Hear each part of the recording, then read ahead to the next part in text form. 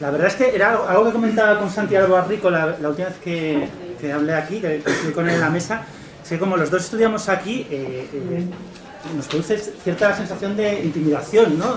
Hablar aquí. Y ya cuando tienes a los decanos, varias generaciones de decanos mirándote a la cara, porque te una sensación de estar sometido a un examen espantoso.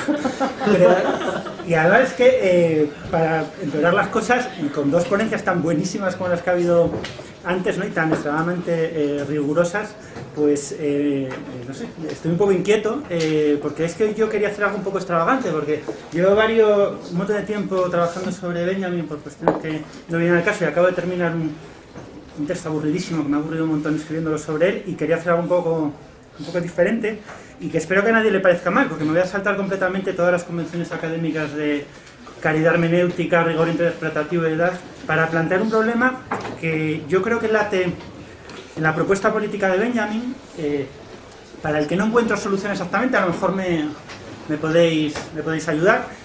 Y voy a intentar hacerlo de la manera más clara posible, lo cual implica siempre falsificar a Benjamin, porque es que Benjamin no es nada claro. Entonces, intentar hacerlo claro siempre es falsificarlo, ¿no? Terry Eagleton decía, yo creo que con toda la razón, ¿no?, que la posición revolucionaria de Benjamin es en todas sus manifestaciones estética, y que cualquier otra interpretación es un malentendido. Yo estoy muy de acuerdo, ¿no?, con esta idea. O sea, desde luego Benjamin no fue un analista particularmente lúcido de su realidad política o económica. En muchos aspectos, más bien yo diría que destaca por su ingenuidad. Su campo de investigación, como muy bien apuntaba antes, es más bien la vida simbólica de las sociedades capitalistas, o dicho de otra manera, el modo en que nuestro tiempo se comprende a sí mismo a través de prácticas en sentido muy amplio culturales. Lo que pasa es que no es muy sencillo entender en qué sentido esta investigación es política, ¿no? ¿En qué sentido eso es político? Bueno, como la respuesta no es evidente, como ya sabéis, pues algunos lectores de Benjamin procedentes de la izquierda política deciden tomar un atajo y convertirlo en una especie de compañero de viaje erudito, ¿no? Entonces su papel sería explicar algo así como cuál es la forma más auténtica y eficaz de la cultura comprometida. Es decir, que Benjamin al parecer había explicado que el arte político no se agota en la canción protesta y los carteles reivindicativos, ¿no? Algo así.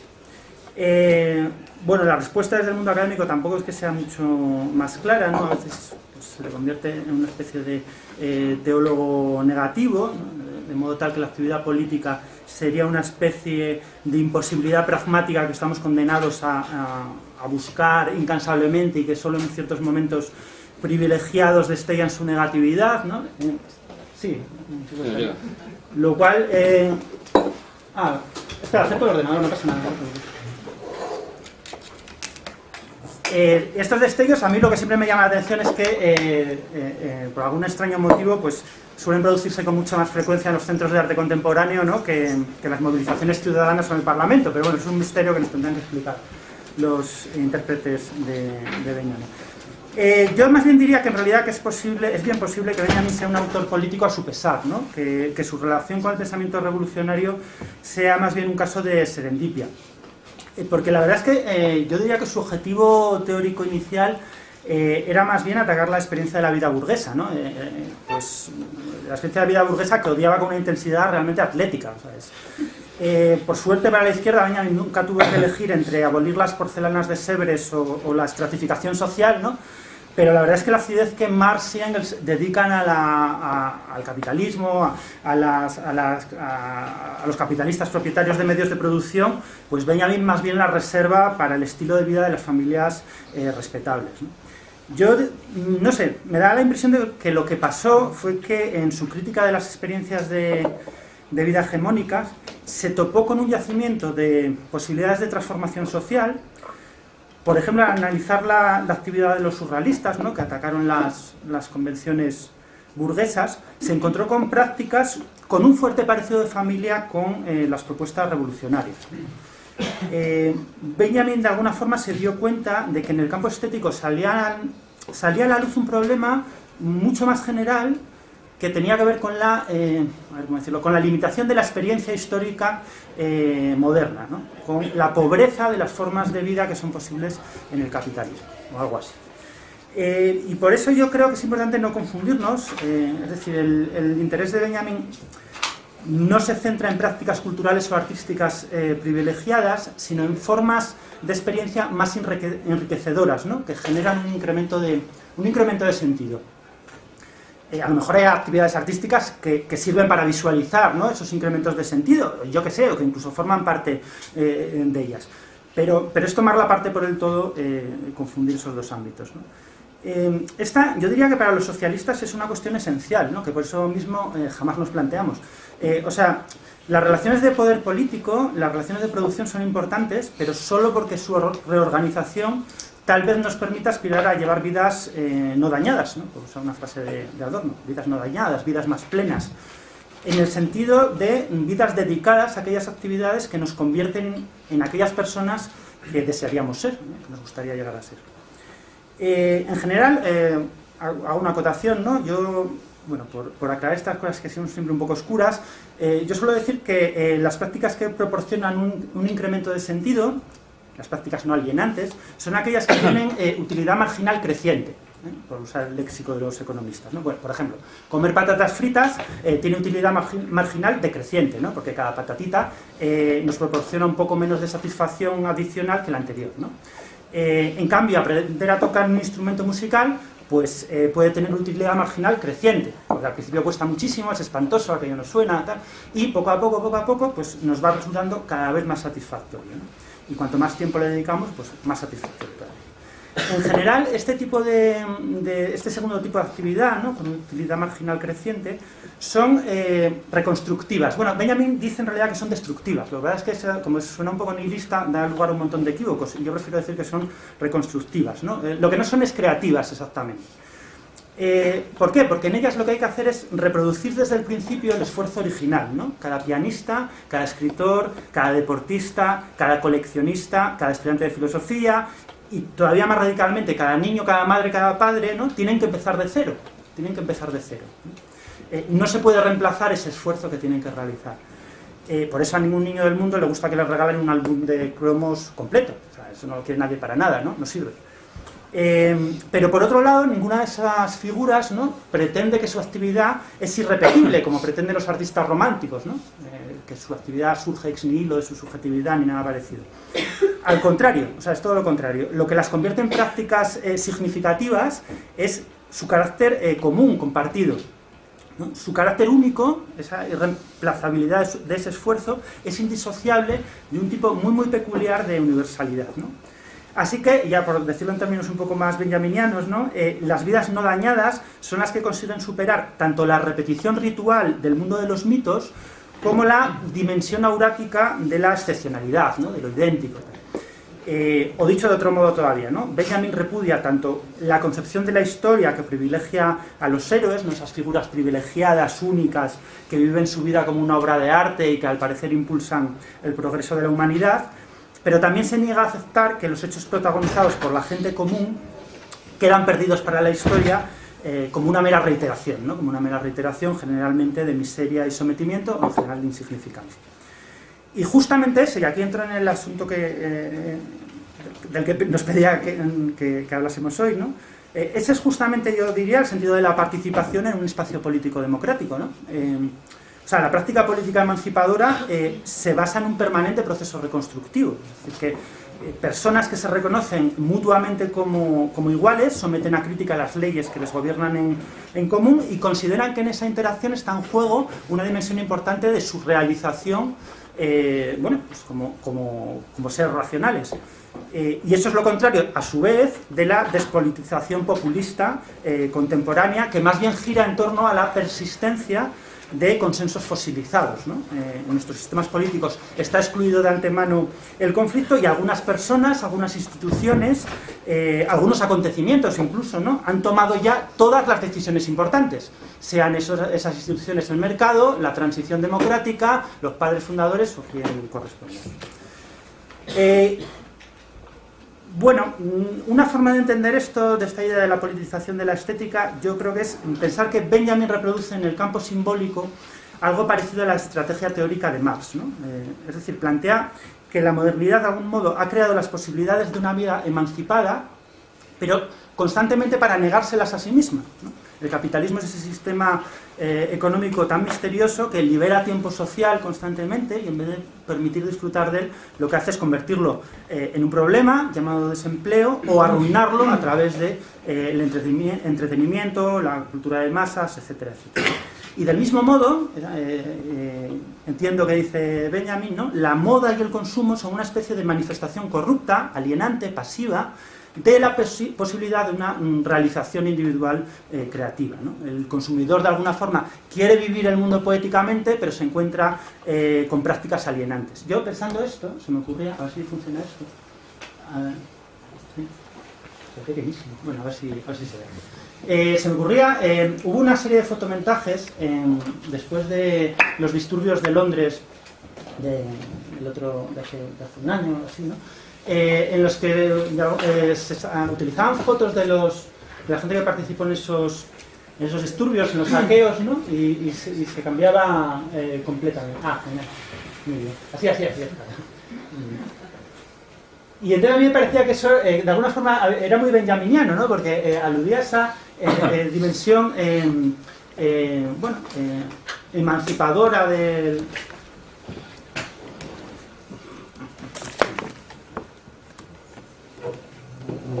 Vamos a la primera. Sí, estas dos imágenes es un saqueador con el osito Paddington, arriba, tamaño king size, y abajo los que tengáis hijos reconoceréis la orujita glotona, también tamaño king size, que es un cuento para niños que tiene gran éxito entre los menores de 2 años. Aquí tenéis pues, hula hoop y saqueando ¿no? instrumentos musicales. Y esta es mi favorita, estas dos macarras. Yo creo que en esto piensa Benjamin, ¿no? O sea, en esto piensa Benjamin un poco cuando piensa en las potencialidades emancipadoras del consumo, ¿no? La modernidad, ¿no? ofrece posibilidades de emancipación, ¿no? Pero para entender en qué consiste tenemos que liberarlas de la ideología en la que esos mecanismos de liberación están integrados, ¿no? Benjamin creía que la corriente de discursos dominantes genera en nuestra vida una falsa ilusión de continuidad, ¿no? Que vivimos en un complejo entramado de mitos que nos transmiten la sensación de que estamos sumidos en una experiencia saturada, ¿no? completamente completa. Y cuando rompemos con esa ilusión de continuidad, lo que pasa es que emergen fragmentos que son liberadores, ¿no? que funcionan un poco como disparadores de proyectos alternativos, pero proyectos alternativos, que esto es lo importante, ya están aquí, son una reconfiguración de nuestra realidad presente, ¿no? Por eso para Benjamin los revolucionarios son los depositarios del sentido común, no utópicos enloquecidos, ¿eh? Los revolucionarios, los proyectos emancipatorios son pura sensatez, lo cual, dicho al revés, que a lo mejor se entiende mejor, es que eso significa que un proyecto modesto, pues yo qué sé, como alimentar y educar a la totalidad de la población mundial, pues implica destruir la práctica totalidad de nuestras estructuras económicas y sociales, ¿no? Son las dos formas de verlo. Pero frente a las interpretaciones heroicas de la revolución, Benjamin insiste en que la revolución es un pequeño cambio, ¿no? que lo trastocará todo, ¿no? El capitalismo es básicamente un error categorial, es decir, consiste en magnificar hasta el absurdo pequeños problemillas, ¿no? Problemillas menores que se arreglan sencillamente con un pequeño cambio en la propiedad de los medios de producción, poca cosa, ¿no?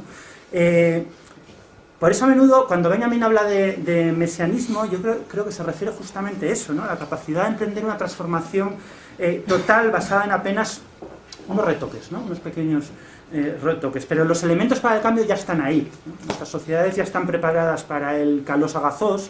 Eso hace falta pues, que la gente se desenganche de Twenty, que deje los esteroides, que queme sus todoterrenos, estas cosas, pero los elementos están ahí, ¿no? Entonces, por eso para Benjamin hay que deconstruir las experiencias dominantes, ¿no? Hay que liberar esos fragmentos que se pueden recomponer. Y es una tarea revolucionaria importante en el campo simbólico, en el campo estético, la búsqueda de esas junturas sobre las que se puede intervenir para provocar ese desmontaje. Y eso es lo que llama Benjamin más o menos imágenes dialécticas y constelaciones, ¿no? son dispositivos de conocimientos, máquinas cognitivas que destruyen esos consensos y liberan posibilidades críticas. El enemigo fundamental de esas imágenes dialécticas son las imágenes no dialécticas, corrientes totalizadoras que de alguna forma nos reconcilian o tratan de reconciliarnos con la realidad. Por ejemplo, este es un anuncio de Microsoft. La leyenda no se lee, pero dice: creemos que con las herramientas adecuadas los sueños de los niños se pueden hacer realidad, ¿no? Para los que estáis en el fondo se ve un niño negro en una escuela con un cohete rodeándole. Bueno, es una especie de ilustración, ¿no?, del mito liberal de que el esfuerzo individual es la palanca del cambio, etc. Está acompañada también, ¿no?, de un claro fetichismo tecnológico con una importante carga audática. Y lo curioso es que en realidad estadísticamente hubiera sido mucho más realista dibujar unas rejas alrededor de la cabeza de ese niño, ¿no? Porque la realidad es que 1 de cada 4 negros en Estados Unidos pasará en algún momento de su vida por la cárcel y que solo ha habido 14 astronautas negros. Así que eso sería más realista. Pero lo que nos pide Benjamin no es que denunciemos la falsedad empírica de esos discursos, sino que los liberemos del entramado conceptual en el que están atrapados, ¿no? Nos pide que los pongamos en relación con otras imágenes, que creemos una unidad de relaciones, lo que Benjamin llama una constelación de sentido. Esta es una imagen de una escuela en Nairobi en 2008, que yo diría que transmite bastante mejor qué significa educar y enseñar en la mayor parte del mundo y por qué tiene poco que ver con bueno, por las estrategias de marketing de una multinacional como Microsoft, ¿no? Las constelaciones son aproximadamente ordenaciones de imágenes y conceptos a través de las que se pueden manifestar ideas, ¿no? Una constelación es básicamente un haz de relaciones conceptuales que no aspira a ninguna estabilidad más allá de una cristalización momentánea, ¿no? Es una forma de crítica tan inmanente que permanece completamente pegada al objeto. Es una especie de unidad que no subsume los elementos de los que está compuesta, ¿no? Por tanto, no se parece en nada a una teoría, más bien son algo así como un mecanismo dialéctico que genera flashes de iluminación. Bueno, esto suena extremadamente oracular, ¿no? Entonces me había ocurrido que podría estar bien hacer una especie de ejemplo de cómo podría funcionar algo así. Y bueno, voy a poner un vídeo a ver si se ve y se oye.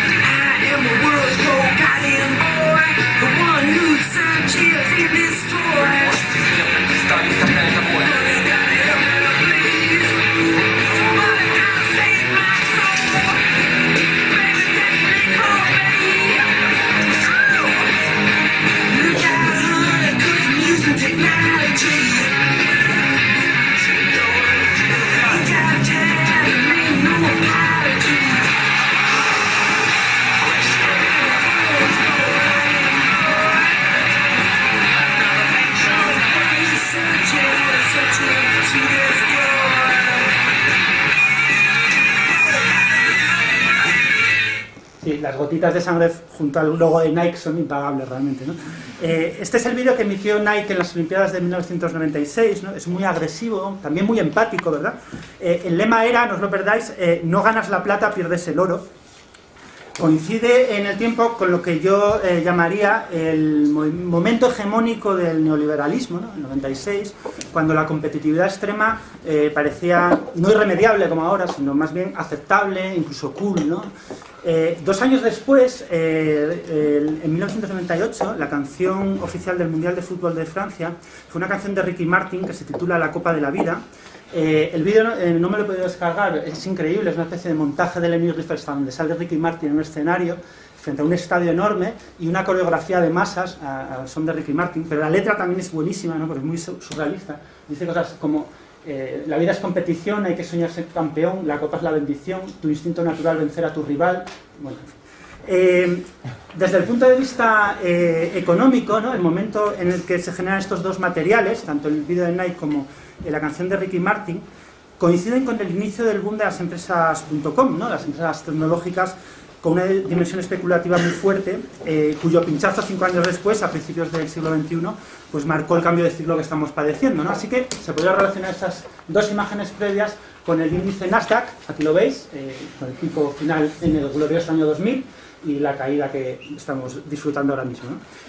Lo que pasa es que si se entiende esta clase de relaciones en términos explicativos, siempre aparece el mismo problema epistemológico que es muy grave, ¿no? Que son las limitaciones del funcionalismo como paradigma teórico.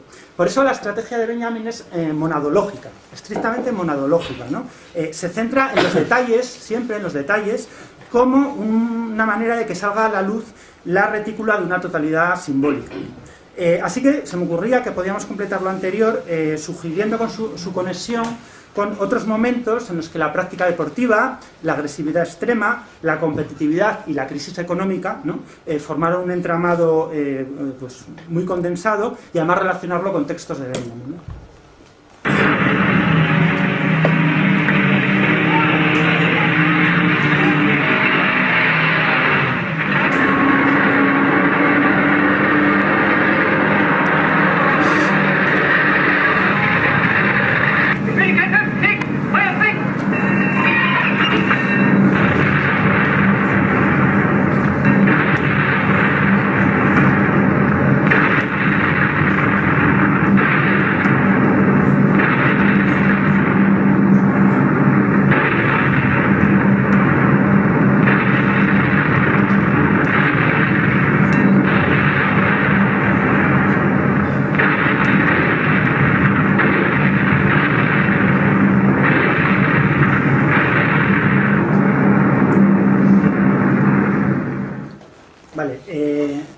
Es un montaje a partir de 2 vídeos de Leni Riefenstahl, como sabéis.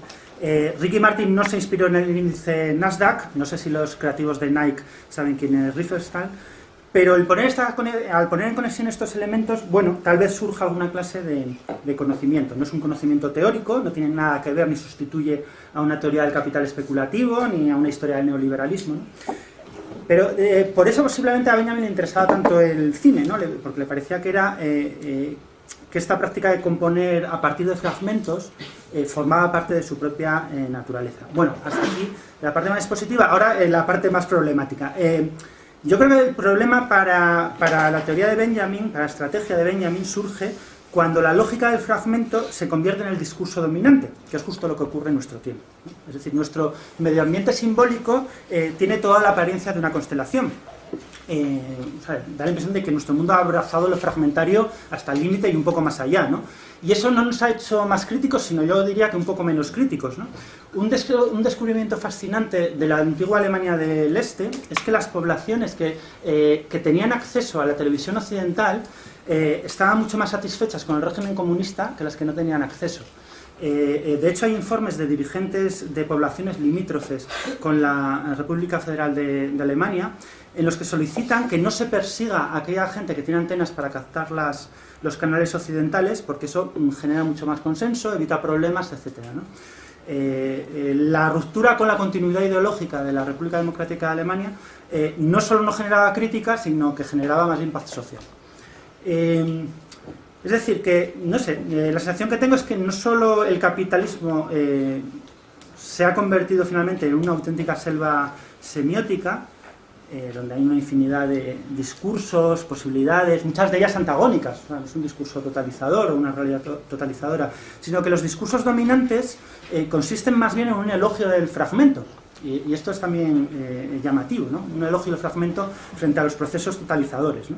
Nuestra modernidad crítica consiste en una crítica, nuestra modernidad líquida, perdón, consiste en una crítica constante de aquellos que no son capaces de transformarse permanentemente, aquellos que se aferran a una identidad sólida, a una subjetividad sólida, continua, ¿no? El triunfador de nuestros días pues es ese que tiene distintos yoes, ¿no? Que se adapta permanentemente a distintas realidades, distintas identidades familiares, ideológicas, morales, políticas, ¿no?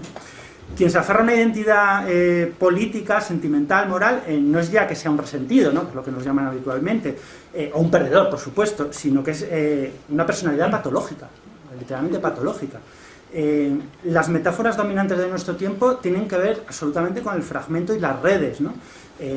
Se nos habla de sociedad-red, de sistemas distribuidos, de mentes modulares, de mente colmena, de nodos. Yo diría que para Benjamin esto es una situación muy aporética, muy problemática, ¿no? Porque él no fue un posmoderno. Benjamin no es un posmoderno, fue un ilustrado.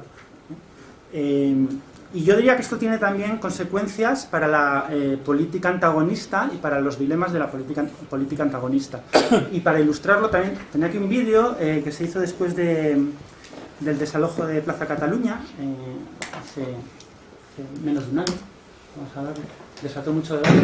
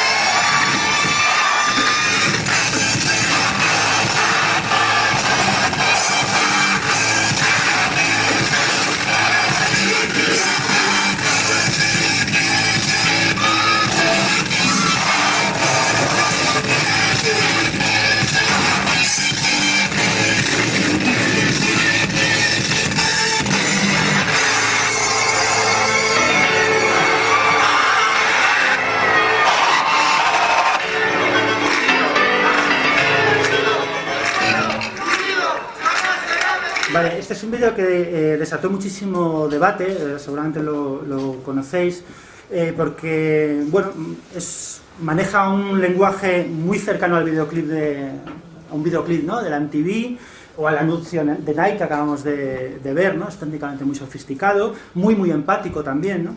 Y mucha gente con la que coincido le pareció que el 15M había pasado precisamente por romper con esta lógica, ¿no? Y que de algún modo este vídeo estetizaba ese movimiento, ¿no? Pero también es verdad que hubo otra gente, y que yo creo que es un argumento razonable, que planteaba que este vídeo recogía muy bien el hecho de que el lenguaje dominante de Internet, de la tele, de los vídeos musicales, había sido de alguna forma apropiado y reconstruido por el 15M, ¿no? Y se ponían ejemplos, pues, como esta famosísima foto, ¿no?, aprovechando hashtag de Twitter, como esta famosa convocatoria también aprovechando Matrix, como los constantes recursos a la iconografía del cómics, etcétera, ¿no? Bueno, yo no pretendo resolver esa tensión, ni muchísimo menos, más bien quería plantearos que yo creo que esa tensión está en el núcleo mismo de las aporías a las que se enfrenta una teoría política cercana a Benjamin, ¿no? Yo creo que Benjamin aceptaría que hoy la lógica dominante es la del fragmento, pero al mismo tiempo no creo que defendiera una vuelta a las narraciones tradicionales o a las vanguardias que le resultarían igualmente alienantes. O sea, dicho de otra forma, creo que la propuesta de Benjamin tiene elementos cegados, pero no creo que la alternativa sea Adorno, muchísimo menos Lukács, tal vez un poco más Last o Pasolini, no lo sé tampoco, ¿no? Benjamin creía que era posible una especie de experiencia aumentada a partir de una reconfiguración de elementos ya existentes, ¿no? Yo diría que se equivocó porque menospreció la capacidad destructiva del consumismo. La realidad antropológica del consumismo es tan nihilista, tan extremadamente nihilista, que no hay posibilidad de reconfiguración, ¿no? El consumismo no deja ruinas, deja basura. La Pompeya del siglo XXV será un vertedero, básicamente, ¿no? A Benjamin le gustaba mucho Sebart, ya sabéis, ¿no?, porque decía que, a diferencia de Julio Verne, había pensado cómo el avance tecnológico implicaba una transformación antropológica, ¿no? Decía, Julio Verne piensa a señores con levita y pajarita viajando en unas naves espaciales terribles, pero siguen siendo burgueses del XIX. Bueno, los reaccionarios buscan lo contrario, también, como sabéis, ¿no? ¿Os acordáis de aquella imagen del Club de la Lucha, ¿no? Donde el protagonista se imagina a gente curtiendo pieles en las ruinas de una autopista y tal? Bueno, tal vez de lo que se trata es de algo más modesto, ¿no? Sencillamente imaginar cómo las realidades antropológicas duraderas, nuestra naturaleza humana en definitiva, podría llegar a perseverar y florecer incluso, si es que puede hacerlo, en algo parecido a nuestro mundo, ¿no? Y se me ocurría que esa imagen final podría ser interesante. Son hombres vestidos con restos de trajes remotamente burgueses, ¿no? Pero repitiendo gestos que han ocupado a millones antes de ellos, ¿verdad? También subvirtiendo las convenciones de género, ¿no? de su tiempo. Esta imagen es de una comuna de principios del siglo XX, finales del XIX. Y bueno, me callo ya, que se acaba el tiempo. Muchas gracias.